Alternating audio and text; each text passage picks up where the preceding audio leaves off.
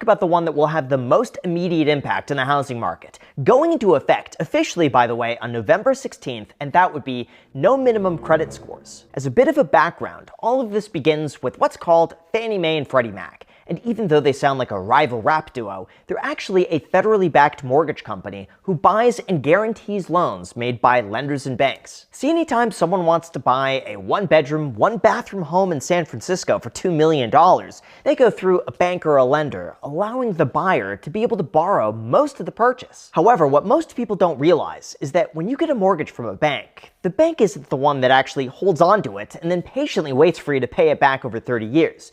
Instead, banks usually package all of their loans together into one giant basket, and then they sell that bundle off to investors as mortgage-backed securities while making a small profit in the process. This is why most banks have universally accepted mortgage requirements that you have to follow, like a minimum income, minimum amount of debt, or a certain credit score above 620, which is actually going away soon. Okay, we'll talk about that point in a moment, but because investors aren't always out there clamoring to buy these mortgage-backed securities, in 1938, the government created a backstop to guarantee to buy those mortgages if they meet a certain requirement. And by doing so, they created Freddie Mac and Fannie Mae. And this is where things get very interesting. Over the last few years, Fannie Mae and Freddie Mac have been increasing the amounts that they're willing to finance, having raised their loan limits from $500,000 in 2020 to now as high as $1.5 million if you want to purchase 4 units. The thinking here is that home prices have gone up. This makes it easier to qualify for those larger loans. It expands the pool of buyers who are able to qualify for those loans. And now, this is the part that's beginning to worry people. No minimum credit score. Like I mentioned earlier, starting November 16th, Fannie Mae will no longer require a minimum credit score of 620.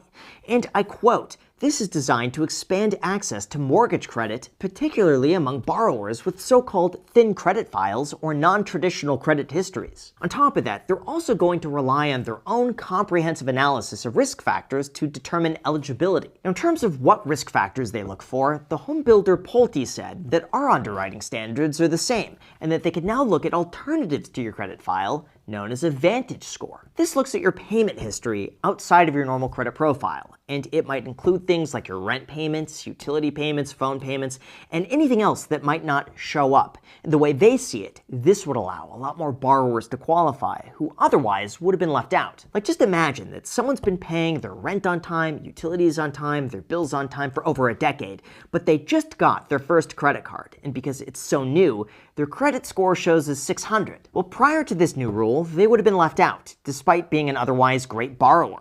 But now, they could be included to get a mortgage as long as they meet every other criteria. Basically, this doesn't mean that lenders are removing the risk entirely or giving loans to anybody with a pulse, but it does mean that they're no longer reliant on credit scores if everything else looks good. So, what's the risk? Well, in terms of what I think, this isn't a surprise whatsoever, because lenders have been doing everything they can over the last few years to issue more loans and bigger loans, like increasing loan limits and allowing prior appraisals to be used in loan approvals. So it makes sense that they're getting rid of the minimum credit score requirement in favor of being able to use alternative data. From my perspective, this doesn't necessarily mean that banks are going to be giving money to people who otherwise can't pay for it, but it does tell me that enough people were getting disqualified that lenders wanted to change the rules to be able to push more people through.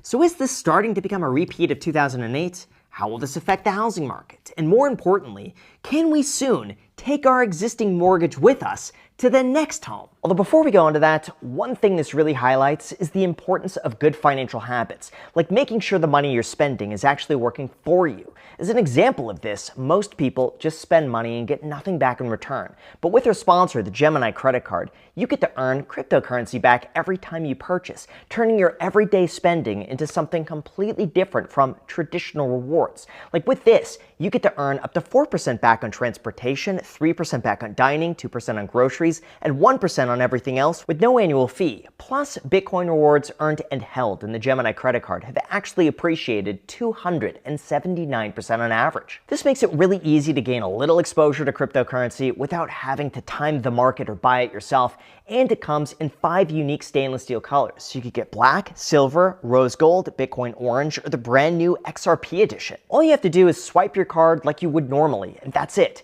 Like, I have earned Bitcoin back on my everyday spending just for using this. And like I said, if Bitcoin isn't your thing, you could also select from more than 50 different options that you could switch to at any time. Feel free to check out the description for more information on rates and fees and see if you're eligible with no impact to your credit score. So if you'd like to start earning Bitcoin or select from more than 50 different options, feel free to head to gemini.com/Graham or use the link down below in the description. And for a limited time, they will give you a $200 bonus of Bitcoin when you spend $3,000 in the first 90 days. Again, that link is down below with gemini.com/Graham. Thanks so much, and now let's get back to the video. All right, now before we talk about whether or not this is a repeat of 2008, where buyers were given loans who couldn't afford them, and then the market subsequently collapsed, there is another topic gaining a lot of attention right now, and that would be mortgage porting. For those unaware, this was recently floated by the Trump administration as a way to take your existing mortgage rate with you from one home to another. So for example, if you bought a home in 2021 and you're locked in with a 2.875% interest rate for 30 years, and you don't want to move because that would require getting rid of that loan and getting a new mortgage at 7%, well, this would solve that entirely. Just apply your existing mortgage to your next home, and now you are no longer locked into your current house. Now obviously, this one is Florida is about to experience the biggest real estate boom of our lifetime, and almost nobody is connecting the dots. quite divisive because on the one hand, you have a lot of sellers who are frozen in the market because they can't afford a higher mortgage rate. So this would completely solve that problem. Buying power. 2, Florida is actively working on eliminating property taxes for primary homeowners, which removes the And cause a lot of inventory to flood onto the markets. But others say that this only benefits people who already have a low interest rate mortgage, and new buyers, the fact that New Yorkers are moving here in record numbers, supply is mostly fixed, and developers can't build would have to obtain financing at higher interest rates today. So who's right? Would this actually happen? Well, in theory, here's how it might work. Let's say you have a 3% mortgage on a $500,000 house, and you want to sell it for a $700,000 house. In this case, with a portable mortgage, instead of going and applying for a new loan at 7%, you would reach out to your lender, requalify, appraise the property, and if everything checks out, your existing mortgage just ports over to the next house. Easy. Of course, if it's more expensive, the buyer would likely have to obtain secondary financing at a higher interest rate, and if it's less expensive, they would just pay down the difference. In terms of who benefits the most from this, the honest answer is existing homeowners, because they get to keep their existing mortgage rate and just move it over to a new house. However, the expectation is that this would unlock a lot of lower priced inventory that would have never otherwise hit the market. It's mostly fixed, and developers can't build fast enough. If you understand basic economics, you already know what happens next. At a lower price, allowing more first-time buyers to be able to qualify. So what are the chances of this actually happening? Well, to talk about that, we need to discuss lenders. Here's where things get very tricky. Normally in a market like this, when you sell a home, your loan gets paid off. And having 2 to 4% mortgages on a bank's or investor's books usually ends up leading to a huge loss for that company. Like, this is one of the reasons why Silicon Valley Bank ended up going belly up. It's the reason that banks are having some of their largest unrealized losses in history.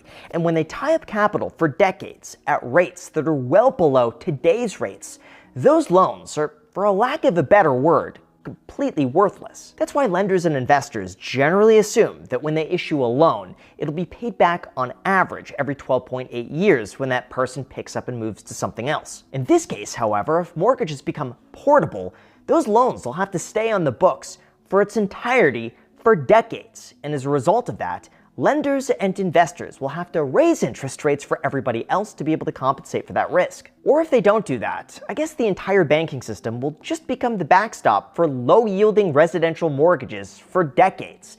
And we all know what happened the last time the banking industry became too reliant on residential real estate. Anyway, if mortgage portability becomes a reality, we just have to ask ourselves the question. Supply is mostly fixed, and developers can't build fast enough.